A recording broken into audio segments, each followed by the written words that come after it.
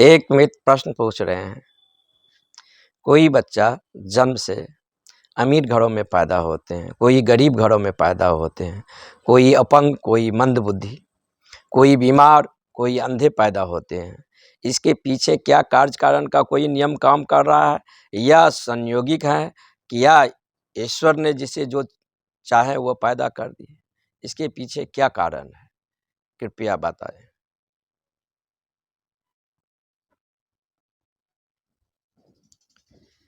निश्चित ही इसके पीछे कारण है। अगर हम वैज्ञानिक से पूछें, एक बच्चा बीमार या अंधे पैदा हुए हैं, क्यों हुए हैं? तो वैज्ञानिक तो कहेंगे कि बच्चे का जो शरीर की रचना हुआ, माँ बाप जो आपस में मिले हैं, आपस में मिलकर जो शरीर को रचना कर रहे हैं, इन अणु में रासायनिक या केमिकली रूप से कुछ कमी होगा, जिसके कारण जो है सो आँख नहीं बन पा रहा है, या कुछ कमी होगा जिसके कारण ये पूर्ण स्वस्थ लेकर अपना जीवन यापन नहीं कर सकते हैं। कुछ कमी होगा जिसके कारण ये बच्चे जो है सो जन्म से अपाहिज हो गया है। क्योंकि विज्ञान जब किसी चीज़ को अपनी अंतर्दृष्टि से देखता है तो वो पूरा विज्ञान जो है सो कार्य कारण का नियम है। ये इफ़ेक्ट आया, इस इफ़ेक्ट के पीछे ये कारण है। ये इफ़ेक्ट आया, इस इफ़ेक्ट के पीछे ये कारण है। पूरा विज्ञान ही कार्य कारण के सिद्धांत पर खड़ा हुआ है। ये भी बात बहुत सुंदर है कि कोई बच्चा जब अंधे पैदा हुए हैं, तो ये अंधा पैदा क्यों हो गया? तो निश्चित ही जब माँ-बाप आपस में मिले हैं और मिलने से जो अणु की संरचना के द्वारा शरीर का निर्माण होगा, वो उस अणु में रासायनिक या केमिकली रूप से कुछ कमी होगा, जिसके कारण ये बच्चे जो हैं से बीमार हुए हैं, अंगहीन हुए हैं या अंधे पैदा हुए हैं। विज्ञान कार्य कारण के सिद्धांत पर इस चीज़ को झाँकते हैं, देखते हैं। लेकिन ये तो एक कारण हुआ, लेकिन कारण के पीछे भी कारण हो सकता है। कॉज ऑफ इफेक्ट का जो थ्योरी है, इफेक्ट से ये परिणाम आया है, तो इसके पीछे ये कारण हो सकता है। लेकिन ये कारण जो है, ये कॉज है, ये कॉज क्यों? तो इस कॉज के पीछे भी तो कुछ कारण होगा। लेकिन धर्म के जो देखने की पहलू है, वो बहुत गहरा है। जैसे समझ ले, एक इंजीनियर यहाँ आया है, उसने यहाँ पर 10 मकान बनाया है।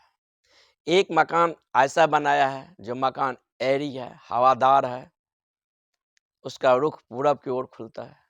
एक मकान ऐसा बनाया है जिसके आगे में लॉन है। एक मकान ऐसा बनाया है जिसके आगे में बगीचा है। मकान ऐसा बना है जो सूर्य अगर उदय हो तो धूप जो है सो मकान में प्रवेश कर सके। कुछ मकान ऐसे बनाए हैं जो मनुष्य के सामान्य आवश्यकताओं को ध्यान में रखकर जो है सो मकान को बनाया है। ये मकान बनकर तैयार हो गया। लेकिन ये इंजीनियर जो मकान बनाया है, इस मकान बनाने में इंजीनियर की अपनी दृष्टि होगी, उसका अपना सोच होगा, और बाजार में जिस प्रकार के मकान का मांग है, इन बातों सबको ख्याल में रखकर वो मकान को निर्माण किया है। अब कोई आदमी ऐसा मकान चाहता है जो मकान तो निश्चित हवादार हो, आंगन लॉन भी हो, धूप अगर निकले तो मकान के आसपास धूप को महसूस कर सके। कुछ आदमी ऐसे मकान को तलाश कर रहा है, ठीक है, रहने के लिए व्यवस्था हो गया, पानी मिल गया, काफ़ी है। कुछ आदमी ऐसे मकान को तलाश कर रहा है जो आसपास पहाड़ी हो, मनोरम दृश्य हो और नदी हो, झरना हो, उसके आसपास मकान हो। तो इन सारे मनुष्यों को चित्त को देखते हुए वो इंजीनियर मकान को रचना किया है। अब ये मकान बनकर तैयार हो गया है, लेकिन इस मकान को अब खरीदने वाला आ रहा है। तो खरीदने वाला जो आ रहा है, मकान को चुनने वाला जो आ रहा है, वो अपनी-अपनी दृष्टि लेकर आ रहा है। अब कोई आदमी आ रहा है, मुझे किस प्रकार का मकान चाहिए, तो बता रहा है मुझे ऐसा मकान चाहिए जिसके आगे लॉन हो, कमरा जो है हवादार हो, धूप निकले तो धूप जो है उस मकान के आसपास महसूस हो सके। कोई आदमी ऐसा आ रहा है जो इस प्रकार का मकान चाहिए जो आसपास पहाड़ी हो, झरना हो, नदी हो, उसके आसपास जो कॉटेज बना है, इस प्रकार का मकान चाहिए। कोई आदमी ऐसा आ रहा है मकान को चुनने के लिए जो वो कह रहा है जो कि बस खाने-पीने की व्यवस्था के लिए किचन हो, एक रूम हो और पानी की व्यवस्था हो जाए। ये जो मकान को चुनने वाला आया, सब अपनी-अपनी संस्कार, अपनी-अपनी जर्नी ऑफ सोल के अनुसार उसको किस प्रकार का मकान चाहिए, वह उसी प्रकार का मकान का चुनेगा। जिसका जीवन का स्तर जो है, फ्रीक्वेंसी है, उसका लेवल कितना है, तो उस प्रकार को मकान को वह चुनेगा। जब माँ के गर्भ में शरीर का निर्माण होता है, जब माँ-बाप आपस में मिलते हैं और उस अणु से जिस शरीर का रचना हो रहा है, अब वह शरीर ऐसा है जो शरीर में आँख बनने की संभावना नहीं है। तो इस शरीर को कौन चुनता है? तो इस शरीर को जो चुनने वाला सोल है, उसका अपना जर्निंग है, उसके पीछे अपने कारण है। वह इससे पहले अपना लाइफ कैसा जिया था, किस प्रकार अपनी लाइफ की व्यवस्था दिया था, वह अपने जीवन में किस आयाम में बढ़ा था, उनके संपूर्ण जीवन के कर्मों के सार क्या है। मरते समय इन सारे कर्मों के योग के कारण वह ऐसा शरीर को चुनाव करे जिसमें आँख बनने की संभावना नहीं है, या उनका कर्मों का योग कर रहा है, ये बच्चा जो है सो इस बार जो है सो आँख को उपलब्ध नहीं हो सकता है। क्योंकि आँख, कान या 5 ज्ञानेंद्रिय या स्वस्थ शरीर या बुद्धिमान या मंद बुद्धि, ये जो हमें मिलता है, हमें कोई गिफ्ट और उपहार में नहीं मिला है। ये हमारे ही जन्मों-जन्मों की जर्निंग है, सोल की यात्राएँ हैं, उसका अपने संस्कार है, उसका अपने कर्म है, और वो कैसा जीवन जिया है। हिंसक का जीवन जिया है या अहिंसक का जीवन जिया है, या उनका जीवन द्वंद्व, घृणा, हिंसा पर आधारित है, या उनका जीवन जो है प्रेम, अहिंसा, मैत्री पर आधारित है। अगर ऊर्जा जो है निषेधात्मक रूप ग्रहण कर लिया है, तो वो विध्वंस दूसरे के लिए भी हो गया, अपने लिए भी हो गया। अगर ऊर्जा सृजनात्मक रूप धारण कर लिया है, तो वह दूसरे के लिए भी मंगलकारी है और स्वयं के लिए भी मंगलकारी है। वास्तव में जो मनुष्य स्वयं के लिए मंगलकारी होगा, जो अपना शुभ चाहेगा, वो दूसरे को अशुभ नहीं चाह सकता है, वो दूसरे को भी शुभ ही चाहेगा। हम दूसरे के साथ वही व्यवहार करते हैं जो स्वयं के लिए हम पसंद करते हैं। हर एक मनुष्य का जो मनस है, वह अलग-अलग है। ये संसार तो एक है, लेकिन मनस जितना है, उतने ही प्रकार के मनुष्य हैं। अब कौन आदमी कौन से वृत्त में रह रहा है? कोई आदमी लगातार हिंसा के वृत्त में रह रहा है। कोई आदमी लगातार जो है सो दुःख, संताप, पीड़ा के जीवन जी रहा है। कोई आदमी आनंद, प्रेम, शांति के जीवन जी रहा है। इन सब का कर्मों का इम्पैक्ट पड़ता है, योग पड़ता है, रिपल्स बनता है हमारे सूक्ष्म शरीर में। तो जब हम मरते हैं, तो मरने के बाद ये शरीर हम छोड़ देते हैं, लेकिन मन का नष्ट नहीं होता है। मन इस शरीर का हिस्सा नहीं है, मन सूक्ष्म शरीर का हिस्सा है। वो हमारे मरने के साथ, सोल के साथ वो यात्रा करता है, और यात्रा करता है तो हम जिस प्रकार ये जीवन जिए हैं, जैसे पृष्ठभूमि में, जैसे वातावरण में जो कुछ रिएक्शन किए हैं, क्रिया प्रतिक्रिया किए हैं, इन सारे संस्कारों को वो एक आग बनता है, यानी कर्मों को आग। वो आग लेकर हम पुनः नेक्स्ट जन्म के लिए निकलते हैं, और नेक्स्ट जन्म में जो है से चाहे चेतन रूप से या अचेतन रूप से, इस कर्मों के आग के कारण अब हम माता-पिता को चुनेंगे, गर्भ को चुनेंगे, शरीर को चुनेंगे। अब ये कर्मों की आग कैसा बन रहा है, किस प्रकार हमारा व्यक्तित्व है, हमारे व्यक्तित्व में किस प्रकार के ट्रांसपेरेंसी आया है, वैसे माता-पिता, वैसे गर्भ, वैसे शरीर को ये सोल चुनेगा। हो सकता है ये अपने पिछले बर्थ में ऐसा जीवन जिया है, जो इस जन्म में इसके आँख बनने का योग नहीं है, तो वह ऐसा गर्भ को चुनेगा, वह ऐसे शरीर को चुनेगा, जिस शरीर में आँख बनने का संभावना नहीं है। तो ऐसे बच्चे जन्म से अंधे हो जाते हैं, अपंग हो जाते हैं, अपाहिज हो जाते हैं, बीमार हो जाते हैं। कोई बुद्धिमान होता है, कोई मूढ़ हो जाता है। ये इसके पीछे जो है अपने कर्मों का योग है। मान लें एक हिटलर है, चंगेज खां है, मुसोलिनी है। चंगेज खां जब भारत आया था, तो फतवा जारी किया कि 10,000 बच्चा, ऐसा बच्चा जो आज ही जन्म लिया है, अभी आँख खोलकर जगत को देखा ही नहीं है, उसका सर धड़ से अलग कर दो। और भाले के नोक पर उसके सर को लेकर उनके सैनिक आगे-आगे जा रहा है, पीछे-पीछे चंगेज खां जा रहा है। लोगों ने पूछा, ये क्या? ये तो अभी आँख भी नहीं खोला है, ये बच्चा अपराधी भी नहीं है, ये अभी बोला भी नहीं है, जगत को देखा भी नहीं है, और इसको आप हत्या क्यों किए?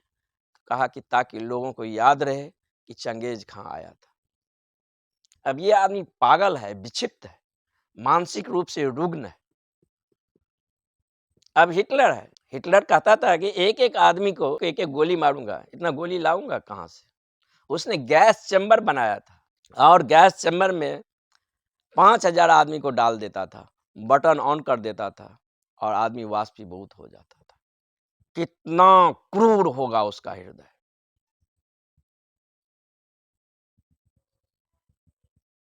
उसके हृदय में ज़रा भी प्रेम की संभावना नहीं होगा। हैबिट तो उसका बहुत अच्छा था। सुबह वह ब्रह्म मुहूर्त में उठता था। किसी प्रकार को उसको नशा नहीं था। ब्रह्मचारी था। लेकिन आचरण अच्छे ही हो जाने से आदमी अच्छा नहीं हो जाता है। आचरण तो बाहर से आरोपित किया जा सकता है।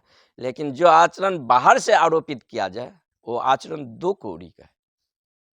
जो आचरण भीतर से जन्मे कि भीतर व्यक्तित्व कैसा है, व्यक्तित्व कैसा जीवन जी रहा है और वह भीतर से जो है सो बाहर वो आचरण पैदा हो, वही आचरण वास्तविक में आचरण है। लेकिन बाहर से जो आचरण आरोपित हो जाता है मनुष्य पर, वह आचरण ऐसा है जो आर्टिफिशियल रूप से, सेब का रंग लाल होता है और लाल जो होता है वो सेब होता है। आर्टिफिशियल रूप से ऐसे वस्तु को रचना करेंगे जो सेब के ढांचा में होगा, दिखेगा तो सेब के ही तरह, लेकिन फिर वह सेब नहीं होगा। प्लास्टिक, बहुत सारे ऐसे पौधे आते हैं, बहुत सारे ऐसे फल आते हैं, जिसे देखकर ये जज करना मुश्किल हो जाएगा कि ये वास्तविक है कि आर्टिफिशियल है। वास्तविक को वह मात देता है और इतना आर्टिफिशियल है। ऐसे-ऐसे प्लास्टिक के पौधा बनाया गया, लेकिन ये दो कौड़ी का है, वास्तविक को मौत नहीं कर सकता है। आदमी जैसा भीतर रहता है, वैसा उसका बाहर जो है सो आचरण होता है। लेकिन भीतर हैं हम बेईमान, लेकिन आचरण हम ईमानदारी को ले सकते हैं। भीतर हैं हम बुरा आदमी, लेकिन आचरण जो है सो हम भला आदमी को कर सकते हैं। लिए बाहर से रंग-रोगन करना होगा। बाहर से हम कितना भी रंग-रोगन कर लेंगे, हम नहीं बदलते। जब हम बदलेंगे, तो हमारा आचरण बदलेगा। ऊर्जा जो है, वो निरपेक्ष है, एब्सोल्यूट है, सापेक्ष नहीं है। मनुष्य जब जन्म लेता है, सिर्फ ऊर्जा होता है। अब यहाँ दोनों संभावनाएं हैं, नीचे गिरने के भी है, ऊंचे गिरने के भी। चाहे तो हम बुद्ध भी बन सकते हैं, चाहे तो हम हिटलर, चंगेज खां, मुसोलिनी भी बन सकते हैं। हम किस प्रकार के जीवन व्यवस्था जी रहे हैं, कैसे जीवन में रंग भर रहे हैं, किस प्रकार हम अपने जीवन के साथ समस्वर हो रहे हैं, वह मेरे जीवन को एक व्यवस्था देता है। वह मेरे जीवन में एक प्रकार का प्रतिसंवेदन देता है। और जब हम मरने लगते हैं, तो इन्हीं सारे वृत्तियों के कारण सूक्ष्म शरीर में इम्पल्स पैदा होता है, जिसे योग कर्मों की आग कहते हैं। अब उससे निर्धारित होता है, इस आदमी को जब अब अगले जन्म मिल रहा है, उसमें इसको आँख होना चाहिए, शरीर स्वस्थ होना चाहिए, कान होना चाहिए, या अपाहिज होना चाहिए, या स्वस्थ होना चाहिए। तब निर्भर करता है वो किस प्रकार का शरीर को वह धारण करता है। तो इसके साथ एक गहरा कारण है। तो विज्ञान तो गणना करता है कार्य कारण का सिद्धांत, लेकिन यहाँ डबल कॉजल सीरीज जो है क्रॉस कर रहा है। एक शरीर का निर्माण हो रहा है, और जो दूसरा इस शरीर को चुनने वाला जो सोल है, वो आत्मा है, उसके कर्मों की आग कैसा है, तो वही चुन सकता है इस अंधे शरीर को, जिसको इस बार आंख होने की संभावना उसके कर्मों के आग के कारण नहीं बनता है। अब जैसे हिटलर है, हिटलर जैसे या चंगेज खां जैसे बच्चों को जन्म देने के लिए माँ बाप को हजारों साल कसाई खाना में काम करना पड़ेगा। तब चेतना इतना क्रूर होगा, तब ऐसा आदमी को जन्म दे सकता है। क्योंकि हिटलर जैसे व्यक्तित्व को गर्व तो हर जगह नहीं मिल जाएगा ना। तो संतान कैसे हैं, बच्चे कैसे हैं, वह माँ बाप को प्रतिबिंबित करता है। माँ बाप का जीवन स्तर, उस बच्चे के जीवन स्तर, उसके कर्मों के योग के साथ मिलता है, समस्वरता घटता है, तब बच्चा जो है उस प्रकार के गर्भ को चुनता है।